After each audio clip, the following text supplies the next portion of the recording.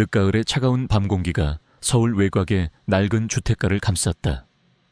희미한 가로등 불빛 아래 낡고 오래된 건물들이 줄지어 선 골목길은 고요했다. 간혹 길고양이의 울음소리만이 고요를 깼다. 이준호는 낡은 작업복을 입은 채 묵묵히 밤길을 걸었다. 그의 얼굴은 수척했지만 눈빛은 깊은 슬픔과 함께 알 수 없는 강렬한 빛을 띠고 있었다. 그는 한때 촉망받던 대형 항공사의 베테랑 파일럿이었다. 그의 삶은 2년 전 그날 이후로 멈춰버렸다. 매일 밤 악몽에 시달렸고 낮에는 무표정한 얼굴로 공사장을 전전했다. 그의 마음은 황량했고 갑작스러운 해고 통보와 함께 찾아온 막대한 부채는 그를 짓눌렀다. 2년 전 그날 그는 자신이 조종하던 비행기가 이륙 직전 기술적인 문제로 인해 급박한 비상 착륙을 해야만 했다. 승객들은 모두 무사했지만 그 사고는 이준호의 경력에 치명적인 오점을 남겼고 그는 결국 부당하게 해고당했다. 그는 자신의 결백을 증명하기 위해 필사적으로 노력했지만 거대 항공사의 벽은 너무 높았다. 결국 그는 모든 것을 포기하고 자신의 죄책감 속에 갇혔다. 그의 삶은 이제 무미건조했다. 매일 밤 악몽에 시달렸고 낮에는 무표정한 얼굴로 삽을 잡았다. 낡은 원룸은 먼지로 가득했고 그의 마음처럼 황량했다.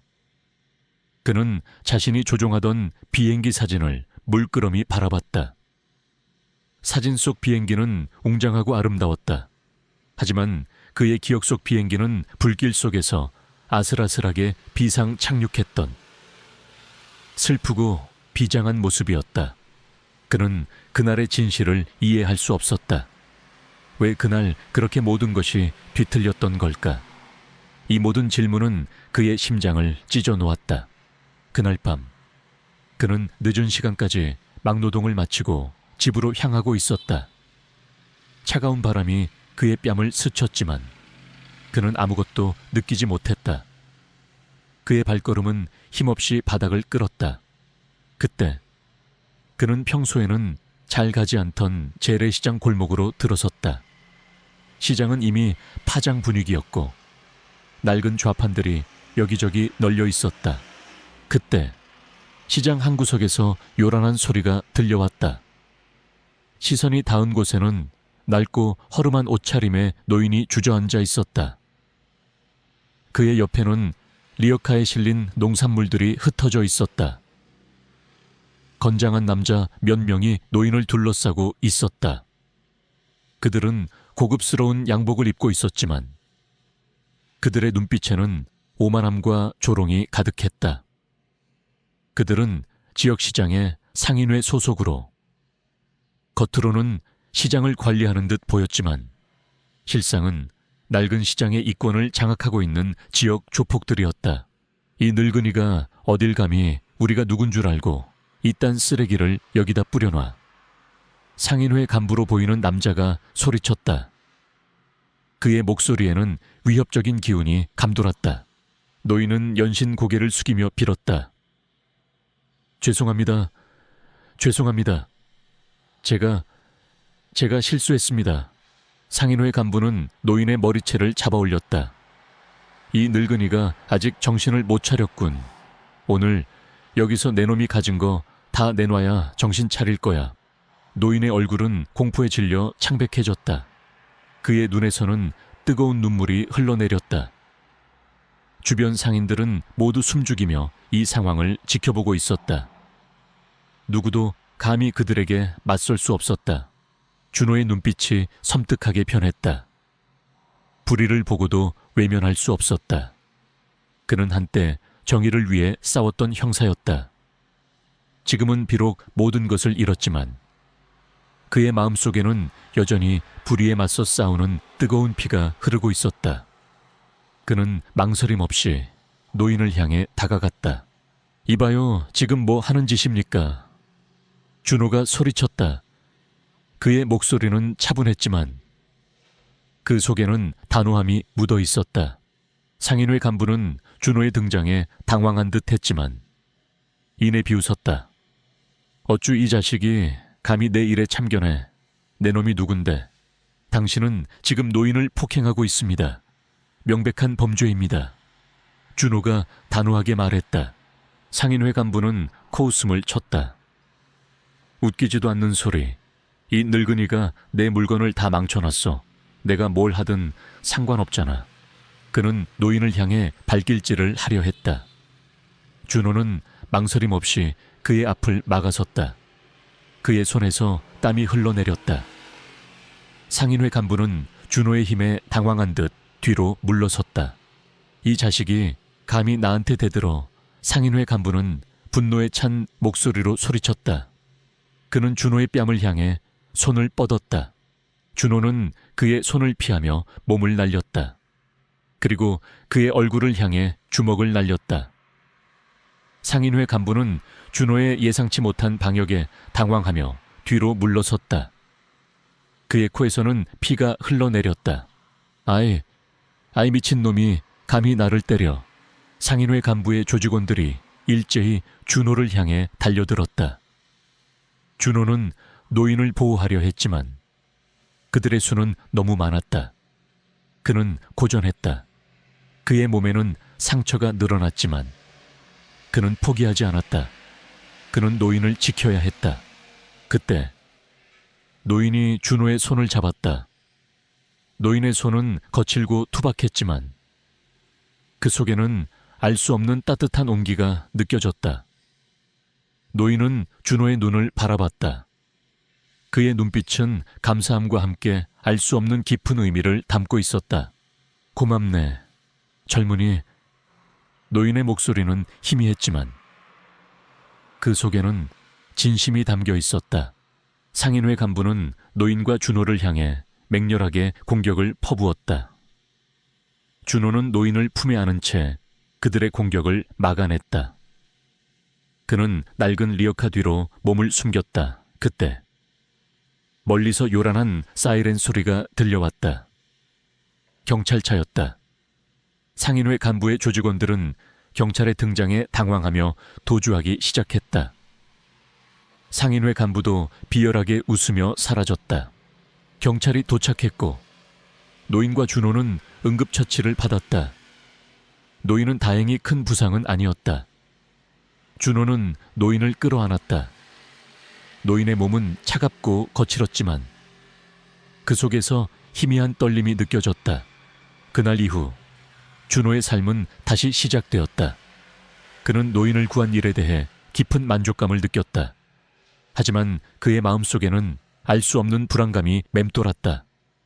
상인회 간부의 마지막 경고가 그의 뇌리에서 떠나지 않았다. 오늘 일 잊지 않을 거야. 반드시 그 대가를 치르게 될 거야.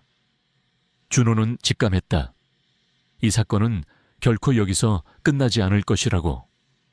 그리고 그는 이 모든 것을 끝내야 한다고 다짐했다. 늦가을의 차가운 밤 공기가 서울 외곽의 낡은 주택가를 감쌌다.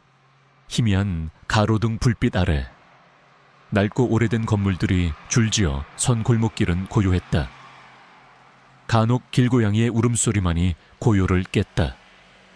이준호는 낡은 작업복을 입은 채 묵묵히 밤길을 걸었다. 그의 얼굴은 수척했지만 눈빛은 깊은 슬픔과 함께 알 수 없는 강렬한 빛을 띠고 있었다. 그는 한때 촉망받던 대형 항공사의 베테랑 파일럿이었다. 그의 삶은 2년 전 그날 이후로 멈춰버렸다. 매일 밤 악몽에 시달렸고 낮에는 무표정한 얼굴로 공사장을 전전했다. 그의 마음은 황량했고 갑작스러운 해고 통보와 함께 찾아온 막대한 부채는 그를 짓눌렀다. 2년 전 그날 그는 자신이 조종하던 비행기가 이륙 직전 기술적인 문제로 인해 급박한 비상 착륙을 해야만 했다.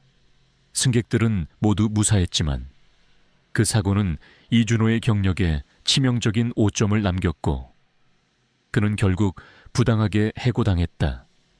그는 자신의 결백을 증명하기 위해 필사적으로 노력했지만 거대 항공사의 벽은 너무 높았다. 결국 그는 모든 것을 포기하고 자신의 죄책감 속에 갇혔다. 그의 삶은 이제 무미건조했다. 매일 밤 악몽에 시달렸고 낮에는 무표정한 얼굴로 삽을 잡았다. 낡은 원룸은 먼지로 가득했고 그의 마음처럼 황량했다. 그는 자신이 조종하던 비행기 사진을 물끄러미 바라봤다. 사진 속 비행기는 웅장하고 아름다웠다.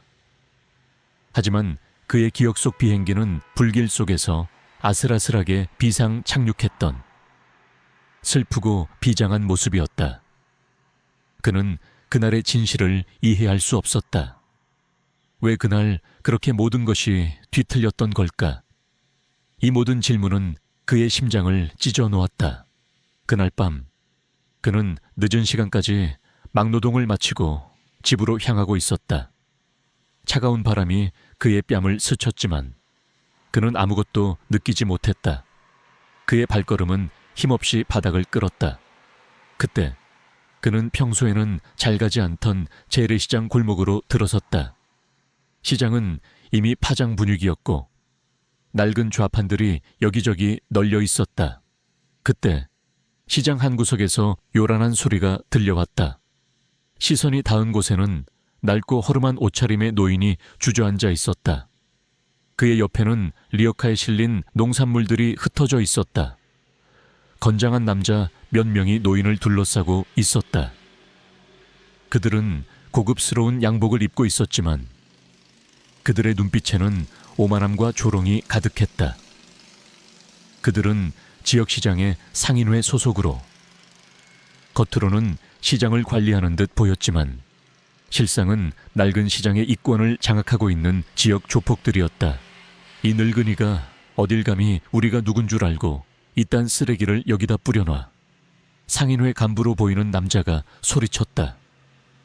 그의 목소리에는 위협적인 기운이 감돌았다. 노인은 연신 고개를 숙이며 빌었다. 죄송합니다. 죄송합니다. 제가 실수했습니다. 상인회 간부는 노인의 머리채를 잡아 올렸다. 이 늙은이가 아직 정신을 못 차렸군. 오늘 여기서 내 놈이 가진 거 다 내놔야 정신 차릴 거야. 노인의 얼굴은 공포에 질려 창백해졌다. 그의 눈에서는 뜨거운 눈물이 흘러내렸다. 주변 상인들은 모두 숨죽이며 이 상황을 지켜보고 있었다. 누구도 감히 그들에게 맞설 수 없었다. 준호의 눈빛이 섬뜩하게 변했다. 불의를 보고도 외면할 수 없었다. 그는 한때 정의를 위해 싸웠던 형사였다. 지금은 비록 모든 것을 잃었지만 그의 마음속에는 여전히 불의에 맞서 싸우는 뜨거운 피가 흐르고 있었다. 그는 망설임 없이 노인을 향해 다가갔다. 이봐요, 지금 뭐 하는 짓입니까? 준호가 소리쳤다. 그의 목소리는 차분했지만 그 속에는 단호함이 묻어 있었다. 상인회 간부는 준호의 등장에 당황한 듯 했지만 이내 비웃었다. 어쭈, 이 자식이 감히 내 일에 참견해. 내 놈이 누군데. 당신은 지금 노인을 폭행하고 있습니다. 명백한 범죄입니다. 준호가 단호하게 말했다. 상인회 간부는 코웃음을 쳤다. 웃기지도 않는 소리. 이 늙은이가 내 물건을 다 망쳐놨어. 내가 뭘 하든 상관없잖아. 그는 노인을 향해 발길질을 하려 했다. 준호는 망설임 없이 그의 앞을 막아섰다. 그의 손에서 땀이 흘러내렸다. 상인회 간부는 준호의 힘에 당황한 듯 뒤로 물러섰다. 이 자식이 감히 나한테 대들어. 상인회 간부는 분노의 찬목소리로 소리쳤다. 그는 준호의 뺨을 향해 손을 뻗었다. 준호는 그의 손을 피하며 몸을 날렸다. 그리고 그의 얼굴을 향해 주먹을 날렸다. 상인회 간부는 준호의 예상치 못한 방역에 당황하며 뒤로 물러섰다. 그의 코에서는 피가 흘러내렸다. 아이 미친놈이 감히 나를 때려. 상인회 간부의 조직원들이 일제히 준호를 향해 달려들었다. 준호는 노인을 보호하려 했지만 그들의 수는 너무 많았다. 그는 고전했다. 그의 몸에는 상처가 늘어났지만 그는 포기하지 않았다. 그는 노인을 지켜야 했다. 그때 노인이 준호의 손을 잡았다. 노인의 손은 거칠고 투박했지만 그 속에는 알 수 없는 따뜻한 온기가 느껴졌다. 노인은 준호의 눈을 바라봤다. 그의 눈빛은 감사함과 함께 알 수 없는 깊은 의미를 담고 있었다. 고맙네. 젊은이. 노인의 목소리는 희미했지만 그 속에는 진심이 담겨 있었다. 상인회 간부는 노인과 준호를 향해 맹렬하게 공격을 퍼부었다. 준호는 노인을 품에 안은 채 그들의 공격을 막아냈다. 그는 낡은 리어카 뒤로 몸을 숨겼다. 그때 멀리서 요란한 사이렌 소리가 들려왔다. 경찰차였다. 상인회 간부의 조직원들은 경찰의 등장에 당황하며 도주하기 시작했다. 상인회 간부도 비열하게 웃으며 사라졌다. 경찰이 도착했고 노인과 준호는 응급처치를 받았다. 노인은 다행히 큰 부상은 아니었다. 준호는 녀석을 끌어안았다. 녀석의 몸은 차갑고 거칠었지만 그 속에서 희미한 떨림이 느껴졌다. 그날 이후 준호의 삶은 다시 시작되었다. 그는 노인을 구한 일에 대해 깊은 만족감을 느꼈다. 하지만 그의 마음속에는 알 수 없는 불안감이 맴돌았다. 상인회 간부의 마지막 경고가 그의 뇌리에서 떠나지 않았다. 오늘 일 잊지 않을 거야. 반드시 그 대가를 치르게 될 거야. 준호는 직감했다. 이 사건은 결코 여기서 끝나지 않을 것이라고. 그리고 그는 이 모든 것을 끝내야 한다고 다짐했다. 늦가을의 차가운 밤 공기가 서울 외곽의 낡은 주택가를 감쌌다. 희미한 가로등 불빛 아래 낡고 오래된 건물들이 줄지어 선 골목길은 고요했다. 간혹 길고양이의 울음소리만이 고요를 깼다. 이준호는 낡은 작업복을 입은 채 묵묵히 밤길을 걸었다. 그의 얼굴은 수척했지만 눈빛은 깊은 슬픔과 함께 알 수 없는 강렬한 빛을 띠고 있었다. 그는 한때 촉망받던 대형 항공사의 베테랑 파일럿이었다. 그의 삶은 2년 전 그날 이후로 멈춰버렸다. 매일 밤 악몽에 시달렸고 낮에는 무표정한 얼굴로 공사장을 전전했다. 그의 마음은 황량했고 갑작스러운 해고 통보와 함께 찾아온 막대한 부채는 그를 짓눌렀다. 2년 전 그날 그는 자신이 조종하던 비행기가 이륙 직전 기술적인 문제로 인해 급박한 비상 착륙을 해야만 했다. 승객들은 모두 무사했지만 그 사고는 이준호의 경력에 치명적인 오점을 남겼고 그는 결국 부당하게 해고당했다. 그는 자신의 결백을 증명하기 위해 필사적으로 노력했지만 거대 항공사의 벽은 너무 높았다. 결국 그는 모든 것을 포기하고 자신의 죄책감 속에 갇혔다. 그의 삶은 이제 무미건조했다. 매일 밤 악몽에 시달렸고 낮에는 무표정한 얼굴로 삽을 잡았다. 낡은 원룸은 먼지로 가득했고 그의 마음처럼 황량했다. 그는 자신이 조종하던 비행기 사진을 물끄러미 바라봤다. 사진 속 비행기는 웅장하고 아름다웠다. 하지만 그의 기억 속 비행기는 불길 속에서 아슬아슬하게 비상 착륙했던 슬프고 비장한 모습이었다. 그는 그날의 진실을 이해할 수 없었다. 왜 그날 그렇게 모든 것이 뒤틀렸던 걸까? 이 모든 질문은 그의 심장을 찢어 놓았다. 그날 밤 그는 늦은 시간까지 막노동을 마치고 집으로 향하고 있었다. 차가운 바람이 그의 뺨을 스쳤지만 그는 아무것도 느끼지 못했다. 그의 발걸음은 힘없이 바닥을 끌었다. 그때 그는 평소에는 잘 가지 않던 재래시장 골목으로 들어섰다. 시장은 이미 파장 분위기였고 낡은 좌판들이 여기저기 널려 있었다. 그때 시장 한 구석에서 요란한 소리가 들려왔다. 시선이 닿은 곳에는 낡고 허름한 옷차림의 노인이 주저앉아 있었다. 그의 옆에는 리어카에 실린 농산물들이 흩어져 있었다. 건장한 남자 몇 명이 노인을 둘러싸고 있었다. 그들은 고급스러운 양복을 입고 있었지만 그들의 눈빛에는 오만함과 조롱이 가득했다.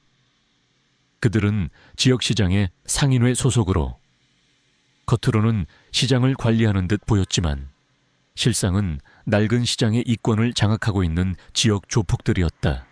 이 늙은이가 어딜 감히 우리가 누군 줄 알고 이딴 쓰레기를 여기다 뿌려놔. 상인회 간부로 보이는 남자가 소리쳤다. 그의 목소리에는 위협적인 기운이 감돌았다. 노인은 연신 고개를 숙이며 빌었다. 죄송합니다. 죄송합니다. 제가 실수했습니다. 상인회 간부는 노인의 머리채를 잡아 올렸다. 이 늙은이가 아직 정신을 못 차렸군. 오늘 여기서 내 놈이 가진 거 다 내놔야 정신 차릴 거야. 노인의 얼굴은 공포에 질려 창백해졌다. 그의 눈에서는 뜨거운 눈물이 흘러내렸다. 주변 상인들은 모두 숨죽이며 이 상황을 지켜보고 있었다. 누구도 감히 그들에게 맞설 수 없었다. 준호의 눈빛이 섬뜩하게 변했다. 불의를 보고도 외면할 수 없었다. 그는 한때 정의를 위해 싸웠던 형사였다. 지금은 비록 모든 것을 잃었지만 그의 마음속에는 여전히 불의에 맞서 싸우는 뜨거운 피가 흐르고 있었다. 그는 망설임 없이 노인을 향해 다가갔다. 이봐요, 지금 뭐 하는 짓입니까? 준호가 소리쳤다. 그의 목소리는 차분했지만 그 속에는 단호함이 묻어 있었다. 상인회 간부는 준호의 등장에 당황한 듯 했지만 이내 비웃었다. 어쭈, 이 자식이 감히 내 일에 참견해. 내 놈이 누군데? 당신은 지금 노인을 폭행하고 있습니다. 명백한 범죄입니다. 준호가 단호하게 말했다. 상인회 간부는 코웃음을 쳤다. 웃기지도 않는 소리. 이 늙은이가 내 물건을 다 망쳐놨어. 내가 뭘 하든 상관없잖아. 그는 노인을 향해 발길질을 하려 했다. 준호는 망설임 없이 그의 앞을 막아섰다. 그의 손에서 땀이 흘러내렸다. 상인회 간부는 준호의 힘에 당황한 듯 뒤로 물러섰다. 이 자식이 감히 나한테 대들어. 상인회 간부는 분노에 찬 목소리로 소리쳤다. 그는 준호의 뺨을 향해 손을 뻗었다. 준호는 그의 손을 피하며 몸을 날렸다. 그리고 그의 얼굴을 향해 주먹을 날렸다. 상인회 간부는 준호의 예상치 못한 방역에 당황하며 뒤로 물러섰다. 그의 코에서는 피가 흘러내렸다. 아이 미친놈이 감히 나를 때려. 상인회 간부의 조직원들이 일제히 준호를 향해 달려들었다. 준호는 노인을 보호하려 했지만 그들의 수는 너무 많았다. 그는 고전했다. 그의 몸에는 상처가 늘어났지만 그는 포기하지 않았다. 그는 노인을 지켜야 했다. 그때 노인이 준호의 손을 잡았다. 노인의 손은 거칠고 투박했지만 그 속에는 알 수 없는 따뜻한 온기가 느껴졌다. 노인은 준호의 눈을 바라봤다. 그의 눈빛은 감사함과 함께 알 수 없는 깊은 의미를 담고 있었다. 고맙네. 젊은이. 노인의 목소리는 희미했지만 그 속에는 진심이 담겨 있었다. 상인회 간부는 노인과 준호를 향해 맹렬하게 공격을 퍼부었다. 준호는 노인을 품에 안은 채 그들의 공격을 막아냈다. 그는 낡은 리어카 뒤로 몸을 숨겼다. 그때 멀리서 요란한 사이렌 소리가 들려왔다. 경찰차였다. 상인회 간부의 조직원들은 경찰의 등장에 당황하며 도주하기 시작했다. 상인회 간부도 비열하게 웃으며 사라졌다. 경찰이 도착했고 노인과 준호는 응급처치를 받았다. 노인은 다행히 큰 부상은 아니었다. 준호는 노인을 끌어안았다. 노인의 몸은 차갑고 거칠었지만 그 속에서 희미한 떨림이 느껴졌다. 그날 이후 준호의 삶은 다시 시작되었다. 그는 노인을 구한 일에 대해 깊은 만족감을 느꼈다. 하지만 그의 마음속에는 알 수 없는 불안감이 맴돌았다. 상인회 간부의 마지막 경고가 그의 뇌리에서 떠나지 않았다. 오늘 일 잊지 않을 거야. 반드시 그 대가를 치르게 될 거야. 준호는 직감했다. 이 사건은 결코 여기서 끝나지 않을 것이라고. 그리고 그는 이 모든 것을 끝내야 한다고 다짐했다. 재래시장의 뒷골목은 순식간에 아수라장이 되었다. 상인회 간부와 그의 조직원들이 쇠파이프와 몽둥이를 들고 준호를 향해 달려들었다. 준호는 노인을 자신의 뒤로 숨긴 채 그들에게 맞섰다. 노인의 눈빛에서 읽었던 감사함과 깊은 의미가 그의 심장을 뜨겁게 달구었다. 그는 노인을 지켜야 한다는 강한 책임감을 느꼈다. 이 미친놈이 감히 우리 일을 방해해. 상인회 간부는 분노에 찬 목소리로 소리쳤다. 그는 준호를 향해 몽둥이를 휘둘렀다. 준호는 몽둥이를 피하며 상인회 간부에게 달려들었다. 그의 움직임은 민첩했고 그의 주먹은 강력했다. 상인회 간부는 준호의 예상치 못한 방역에 당황하며 뒤로 물러섰다. 그의 코에서는 피가 흘러내렸다. 조직원들이 일제히 준호를 향해 달려들었지만 준호는 그들을 압도했다. 그의 몸은 마치 그림자처럼 유연하게 움직였고 그의 주먹은 번개처럼 빠르고 정확했다.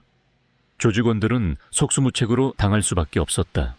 상인회 간부는 상황이 불리해지자 비열하게 웃으며 마지막 발악을 했다.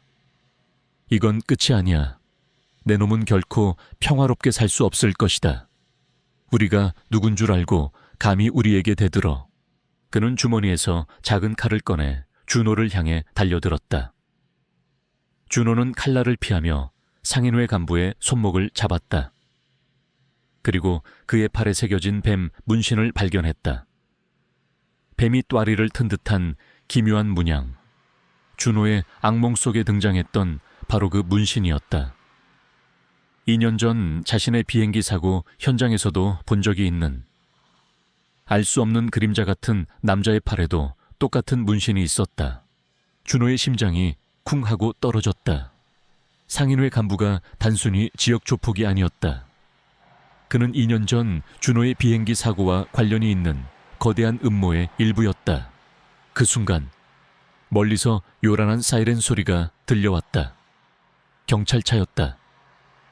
상인회 간부의 조직원들은 경찰의 등장에 당황하며 도주하기 시작했다.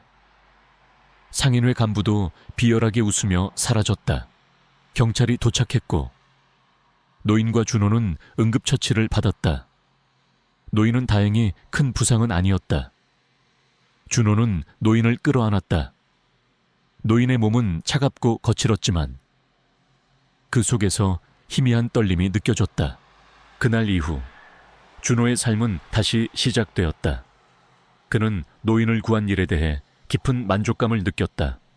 하지만 그의 마음속에는 알 수 없는 불안감이 맴돌았다. 상인회 간부의 마지막 경고가 그의 뇌리에서 떠나지 않았다. 오늘 일 잊지 않을 거야. 반드시 그 대가를 치르게 될 거야. 준호는 직감했다. 이 사건은 결코 여기서 끝나지 않을 것이라고. 그리고 그는 이 모든 것을 끝내야 한다고 다짐했다. 준호는 노인에게 정중하게 인사를 건넸다. 어르신, 괜찮으십니까? 제가 도와드릴 수 있는 일이 있다면 말씀해 주십시오. 노인은 준호의 손을 잡았다.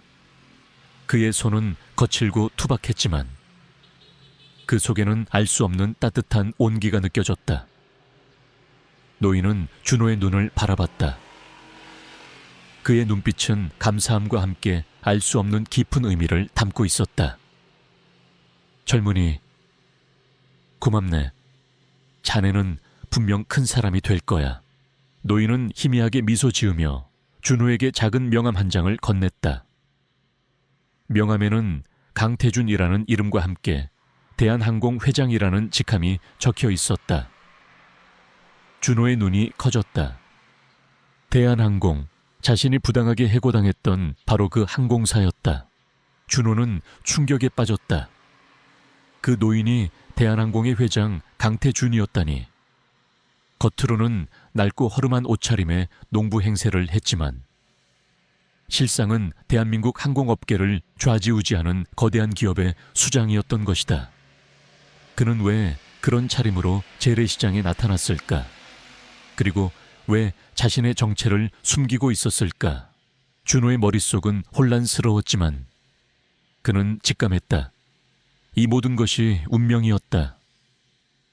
강태준 회장은 준호의 인성과 실력을 시험했던 것이다. 그는 준호의 부당한 해고 사건의 진실을 알고 있을 터였다.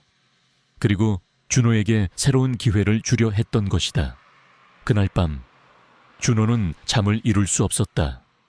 강태준 회장의 명함과 뱀 문신을 가진 상인회 간부의 모습이 그의 뇌리에서 떠나지 않았다. 2년 전 자신의 비행기 사고 뒤에는 거대한 음모가 숨겨져 있었고 강태준 회장은 그 음모의 핵심에 있었다. 다음 날 아침 준호는 강태준 회장의 명함에 적힌 주소로 향했다. 그곳은 웅장하고 화려한 대한항공 본사였다. 준호는 초고층 빌딩 앞에서 잠시 망설였다. 그가 과연 이 거대한 기업에 맞설 수 있을까? 그의 마음속에는 두려움이 밀려왔지만 동시에 알 수 없는 결의가 타올랐다. 그는 자신의 결백을 증명하고 2년 전 그날의 진실을 밝혀내야 했다. 그것이 그에게 주어진 새로운 사명이었다. 준호는 대한항공 본사 로비로 들어섰다. 웅장한 로비에는 수많은 사람들이 분주하게 움직이고 있었다. 준호는 안내 데스크로 향했다. 강태준 회장님을 뵙고 싶습니다. 안내 데스크 직원은 준호를 위아래로 훑어봤다. 그의 낡은 옷차림과 작업복은 이곳의 분위기와는 너무나 대조적이었다. 회장님은 지금 중요한 회의 중이십니다. 약속이 없으시면 뵐 수 없습니다. 준호는 명함을 내밀었다. 이 명함을 주셨습니다. 안내 데스크 직원은 명함을 받아들고 놀란 듯 눈을 크게 떴다. 그녀는 명함을 보고 준호를 다시 한번 쳐다봤다. 그녀의 얼굴에는 당황스러움이 역력했다. 잠시만 기다려 주십시오. 직원은 급하게 어디론가 전화를 걸었다. 잠시 후 한 남자가 준호에게 다가왔다. 그는 고급스러운 양복을 입고 있었지만 그의 눈빛은 차갑고 냉정했다. 그의 이름은 박정훈. 대한항공의 최고 운영 책임자 COO였다. 그는 준호의 낡은 옷차림을 보고 비웃듯이 웃었다.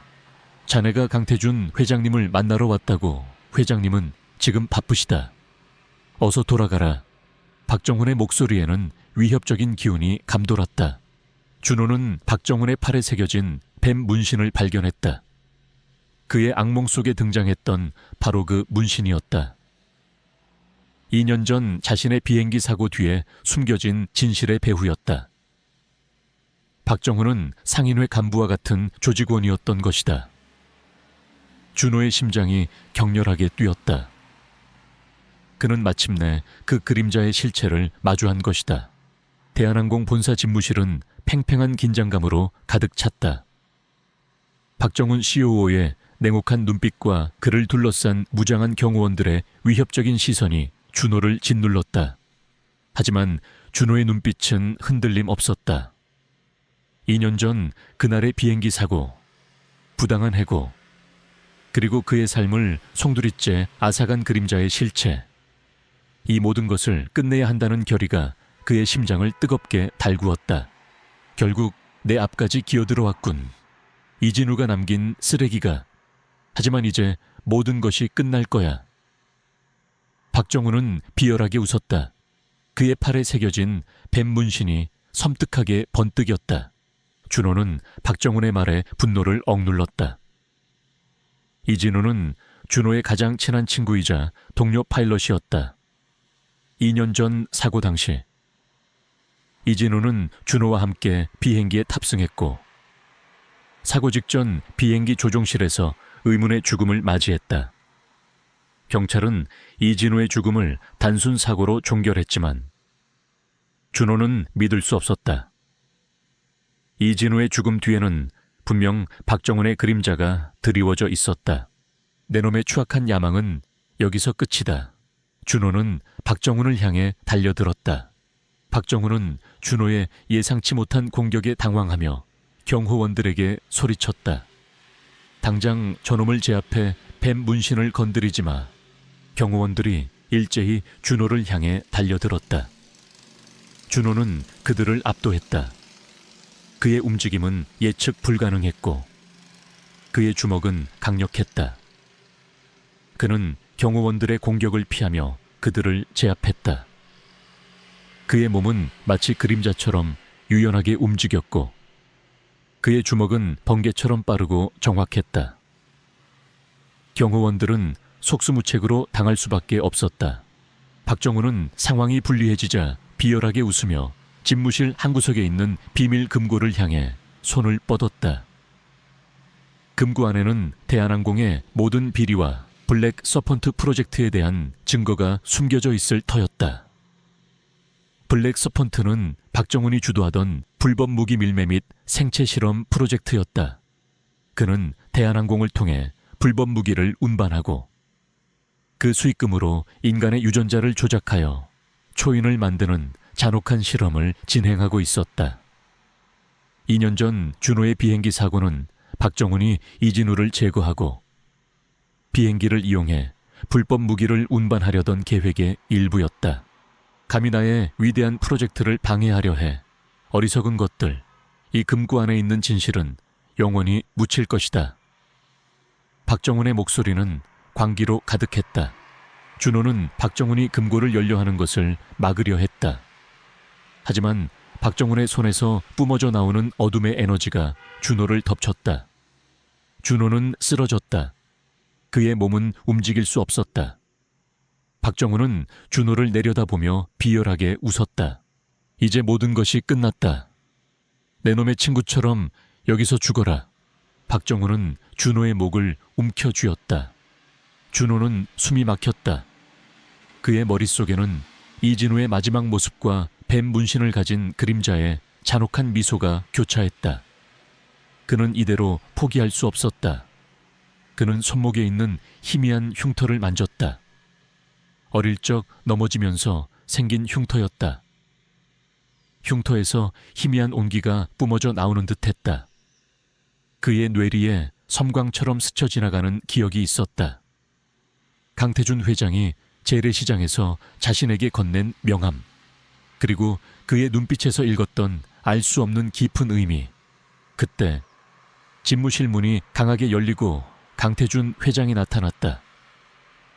그의 뒤에는 경찰 특공대가 삼엄하게 경비를 서고 있었다. 강태준 회장은 낡은 옷차림이 아닌 웅장하고 위험 있는 모습이었다.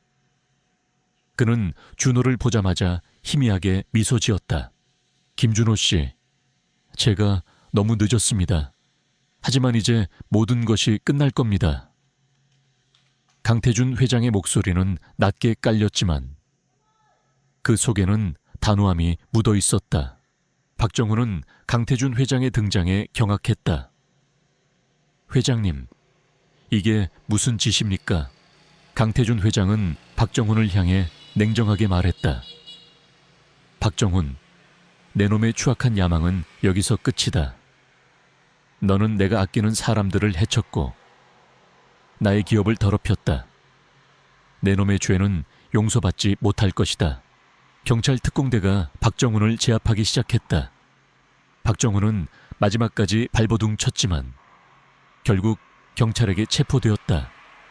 그는 자신이 아난타 조직의 핵심 인물임을 자백했고 블랙 서펀트 프로젝트를 통해 불법 무기를 운반하고 인간을 대상으로 생체 실험을 진행했으며 2년 전 준호의 비행기 사고를 조작하고 이진우를 살해했음을 실토했다. 그는 강태준 회장의 눈을 피해 오랫동안 이 모든 것을 비밀리에 진행했던 것이다. 아난타 조직은 마침내 완전히 뿌리 뽑혔다. 그들의 모든 비밀과 잔혹한 범죄들이 세상에 드러났고 그들은 법의 심판을 받게 되었다. 준호는 강태준 회장을 바라봤다. 회장님, 어르신이 강태준 회장은 희미하게 미소 지었다. 나는 자네를 시험했던 걸세. 자네의 용기, 자네의 정의감, 그리고 자네가 불의에 맞서 싸우는 모습을 보고 싶었다. 자네는 나의 기대를 저버리지 않았다. 자네의 결백은 증명될 것이다. 준호는 이진우의 비행기 사고의 진실이 밝혀지고 박정훈이 체포되자 극심한 후회와 함께 밀려오는 감정을 주체할 수 없었다. 이진우의 죽음은 그의 삶에 지울 수 없는 상처를 남겼지만 강태준 회장의 믿음과 도움으로 그는 새로운 희망을 찾았다. 경찰이 증거들을 압수하는 동안 준호는 박정훈의 금고가 있던 벽을 향해 다가갔다. 그곳에는 낡은 액자가 떨어져 있었다. 액자 안에는 이진우와 함께 찍은 사진이 있었다. 사진 속 이진우는 환하게 웃고 있었다. 그리고 그의 곁에는 그가 가장 아끼던 비행기 모형이 있었다. 준호는 이진우의 사진을 움켜쥐었다. 그의 눈에서는 뜨거운 눈물이 흘러내렸다. 이 모든 것이 이진우의 희생 덕분이었다. 민서는 아난타 조직의 잔당들을 소탕한 후 비로소 진정한 평화를 찾은 듯했다. 가디언의 펜던트는 여전히 그녀의 목에 걸려 따뜻한 온기를 전해주었고 그녀의 심장 속에는 가디언의 영혼이 살아 숨쉬고 있었다. 이소연 변호사는 민서의 곁에서 그를 지지했고 김영철 경위는 민서의 활약에 깊이 감사했다. 하지만 민서는 알고 있었다. 어둠은 완전히 사라지지 않는다는 것을. 김진우와 그의 배후 세력인 아난타 조직의 핵심 잔당들은 모두 체포되어 법의 심판을 받았다. 그들의 잔혹한 오메가 프로젝트 파리탄타 알드와 뱀의 눈물나크를 이용한 세계 지배 야욕은 만천에 드러났고 세상은 그들의 악행에 경악했다. 정의는 실현되었지만 그 과정에서 수많은 희생이 뒤따랐다. 민서는 그들의 희생을 잊지 않고 자신이 가진 힘을 올바른 곳에 사용하기로 다짐했다. 민서는 경찰에 복직하지 않았다. 그녀는 더 이상 과거의 그늘에 갇히고 싶지 않았다. 그녀는 가디언의 펜던트가 부여한 새로운 능력, 즉 위험을 감지하고 숨겨진 진실을 파헤치는 능력을 이용해 어둠 속에 숨겨진 악을 찾아내고 약한 자들을 보호하는 그림자 수호장가 되기로 결심했다. 이소연 변호사는 그녀의 파트너가 되어 그림자 수호자의 활동을 법적으로 지원하기로 했다. 그들은 첫 번째 임무로 오랫동안 미제 사건으로 남아있던 연쇄 실종 사건을 파헤치기 시작했다.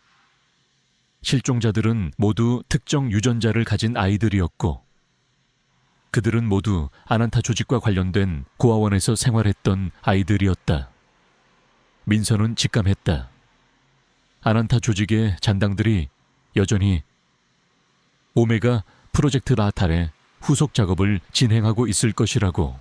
민서와 소연은 실종된 아이들의 부모들을 만났다. 부모들은 절망과 슬픔에 잠겨 있었다. 민서는 그들의 고통을 누구보다 잘 이해했다. 그녀는 가디언의 펜던트에서 뿜어져 나오는 온기를 느끼며 아이들을 반드시 찾아주겠다고 약속했다. 수사 과정은 험난했다. 아난타 조직의 잔당들은 교활했고 그들의 흔적은 희미했다. 하지만 민서의 감각은 더욱 날카로워져 있었다. 그녀는 가디언의 펜던트가 떨리는 방향으로 움직이며 어둠 속에 숨겨진 진실을 찾아 나갔다. 펜던트는 위험이 다가올 때마다 경고를 보냈고 그들을 안전하게 이끌었다. 며칠간의 추적 끝에 그들은 서울 외곽에 버려진 연구시설을 찾아냈다. 연구시설은 겉보기에는 낡고 허름했지만 그 안에는 첨단 장비들이 숨겨져 있었다. 민서는 펜던트의 떨림을 느꼈다. 이곳이 바로 아난타 조직의 잔당들이 오메가 프로젝트 단지를 재개하고 있는 곳이었다. 민서와 소연은 연구시설 안으로 잠입했다. 연구시설 내부는 미로처럼 복잡했고 낡은 실험기구들이 음산한 분위기를 풍겼다. 그들은 소리 없이 움직이며 주변을 살폈다. 그때 희미한 아이들의 울음소리가 들려왔다. 아이들은 연구시설 깊숙한 곳에 감금되어 있었다. 민서와 소연은 아이들의 울음소리를 따라갔다. 그들이 도착한 곳은 거대한 철창이 놓인 실험실이었다. 철창 안에는 실종된 아이들이 갇혀 있었고 그들은 모두 약물에 취한 듯 의식이 희미했다. 그리고 실험실 중앙에는 낡은 실험복을 입은 한 노인이 서 있었다. 노인의 팔에는 뱀 문신이 희미하게 새겨져 있었다. 그는 아난타 조직의 마지막 과학자, 닥터 그림자였다. 결국 여기까지 왔군. 백구의 힘을 가진 자여. 하지만 내 놈이 감히 나의 위대한 프로젝트를 방해할 수 있을 것 같으냐. 닥터 그림자가 비열하게 웃었다.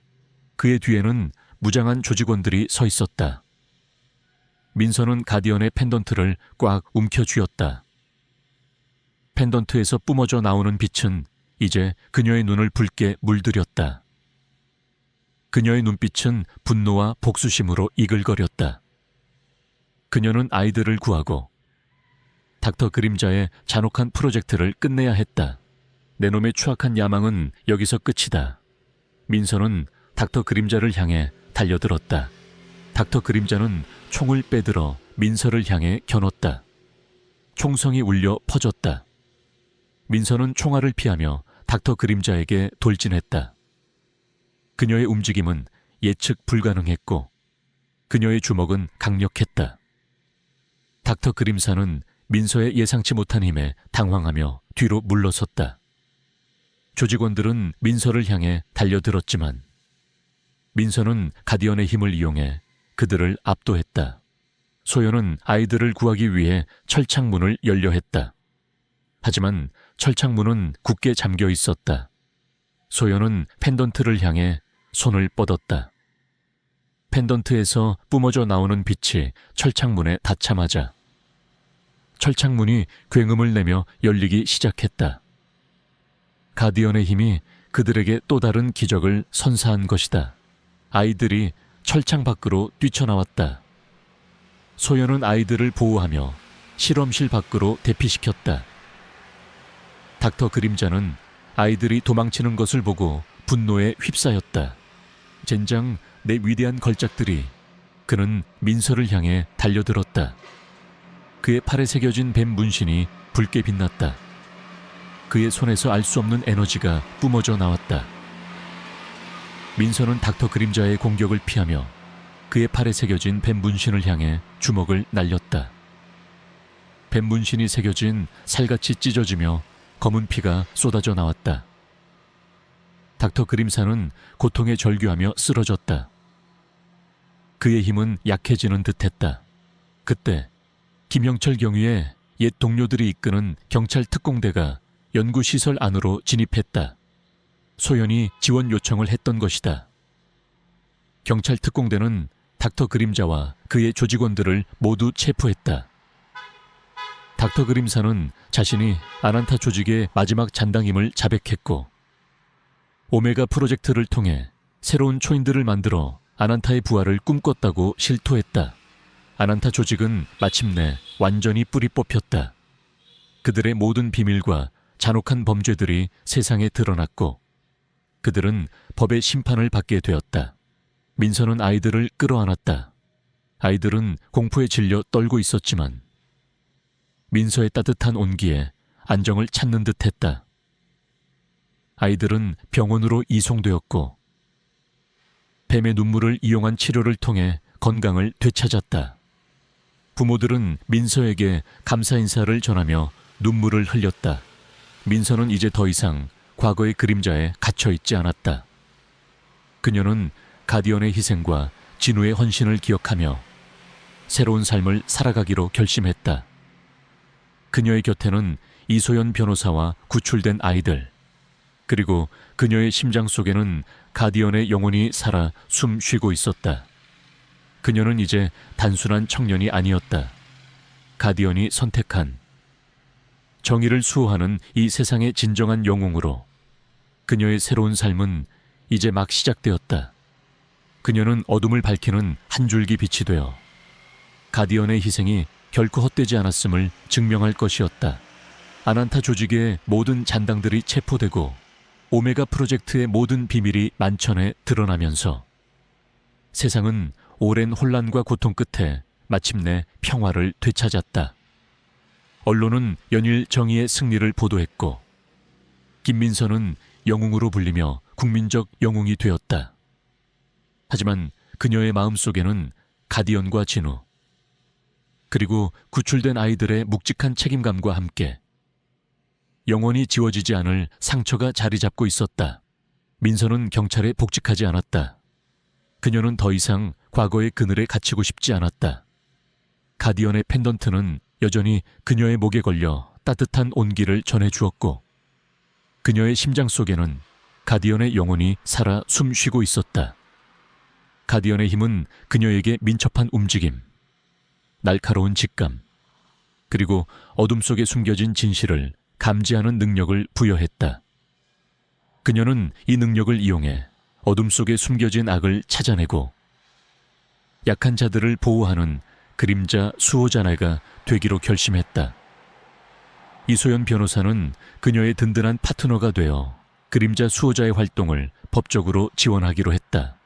그들은 첫 번째 임무로 오랫동안 미제 사건으로 남아있던 연쇄 실종 사건을 파헤치기 시작했다.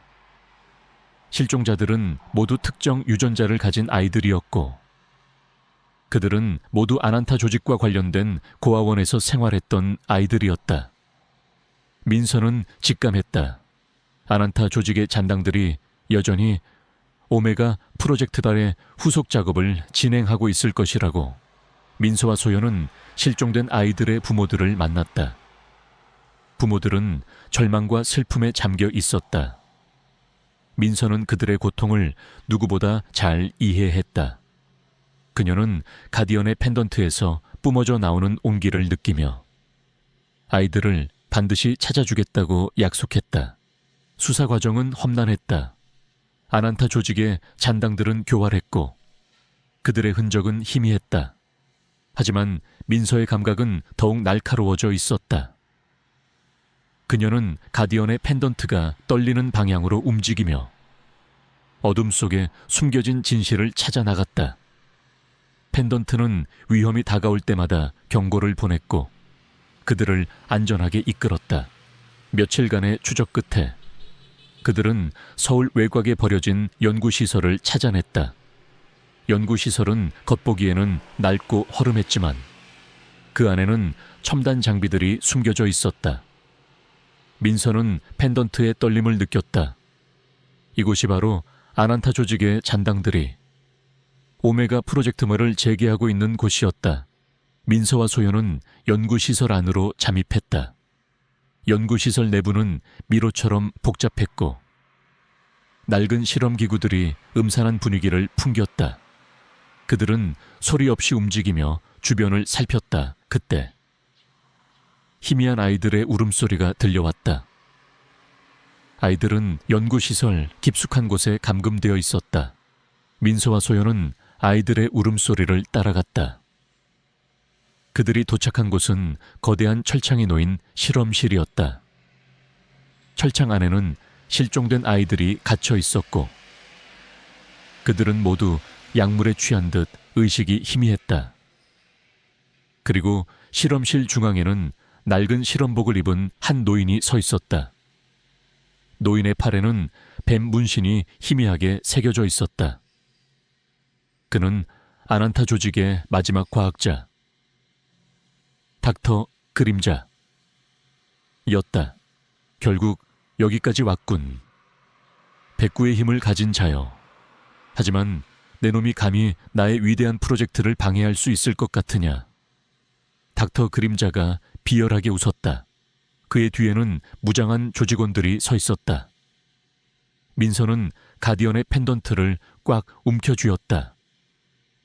펜던트에서 뿜어져 나오는 빛은 이제 그녀의 눈을 붉게 물들였다. 그녀의 눈빛은 분노와 복수심으로 이글거렸다. 그녀는 아이들을 구하고 닥터 그림자의 잔혹한 프로젝트를 끝내야 했다. 내 놈의 추악한 야망은 여기서 끝이다. 민서는 닥터 그림자를 향해 달려들었다. 닥터 그림자는 총을 빼들어 민서를 향해 겨눴다. 총성이 울려 퍼졌다. 민서는 총알을 피하며 닥터 그림자에게 돌진했다. 그녀의 움직임은 예측 불가능했고 그녀의 주먹은 강력했다. 닥터 그림사는 민서의 예상치 못한 힘에 당황하며 뒤로 물러섰다. 조직원들은 민서를 향해 달려들었지만 민서는 가디언의 힘을 이용해 그들을 압도했다. 소연은 아이들을 구하기 위해 철창문을 열려 했다. 하지만 철창문은 굳게 잠겨 있었다. 소연은 펜던트를 향해 손을 뻗었다. 펜던트에서 뿜어져 나오는 빛이 철창문에 닿자마자 철창문이 굉음을 내며 열리기 시작했다. 가디언의 힘이 그들에게 또 다른 기적을 선사한 것이다. 아이들이 철창 밖으로 뛰쳐나왔다. 소연은 아이들을 보호하며 실험실 밖으로 대피시켰다. 닥터 그림자는 아이들이 도망치는 것을 보고 분노에 휩싸였다.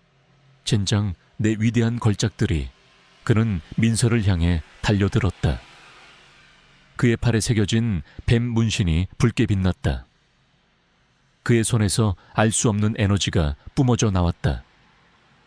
민서는 닥터 그림자의 공격을 피하며 그의 팔에 새겨진 뱀 문신을 향해 주먹을 날렸다. 뱀 문신이 새겨진 살같이 찢어지며 검은 피가 쏟아져 나왔다. 닥터 그림사는 고통에 절규하며 쓰러졌다. 그의 힘은 약해지는 듯했다. 그때 김영철 경위의 옛 동료들이 이끄는 경찰 특공대가 연구시설 안으로 진입했다. 소연이 지원 요청을 했던 것이다. 경찰 특공대는 닥터 그림자와 그의 조직원들을 모두 체포했다. 닥터 그림사는 자신이 아난타 조직의 마지막 잔당임을 자백했고 오메가 프로젝트를 통해 새로운 초인들을 만들어 아난타의 부활을 꿈꿨다고 실토했다. 아난타 조직은 마침내 완전히 뿌리 뽑혔다. 그들의 모든 비밀과 잔혹한 범죄들이 세상에 드러났고 그들은 법의 심판을 받게 되었다. 민서는 아이들을 끌어안았다. 아이들은 공포에 질려 떨고 있었지만 민서의 따뜻한 온기에 안정을 찾는 듯했다. 아이들은 병원으로 이송되었고 뱀의 눈물을 이용한 치료를 통해 건강을 되찾았다. 부모들은 민서에게 감사 인사를 전하며 눈물을 흘렸다. 민서는 이제 더 이상 과거의 그림자에 갇혀 있지 않았다. 그녀는 가디언의 희생과 진우의 헌신을 기억하며 새로운 삶을 살아가기로 결심했다. 그녀의 곁에는 이소연 변호사와 구출된 아이들, 그리고 그녀의 심장 속에는 가디언의 영혼이 살아 숨쉬고 있었다. 그녀는 이제 단순한 청년이 아니었다. 가디언이 선택한 정의를 수호하는 이 세상의 진정한 영웅으로. 그녀의 새로운 삶은 이제 막 시작되었다. 그녀는 어둠을 밝히는 한 줄기 빛이 되어 가디언의 희생이 결코 헛되지 않았음을 증명할 것이었다.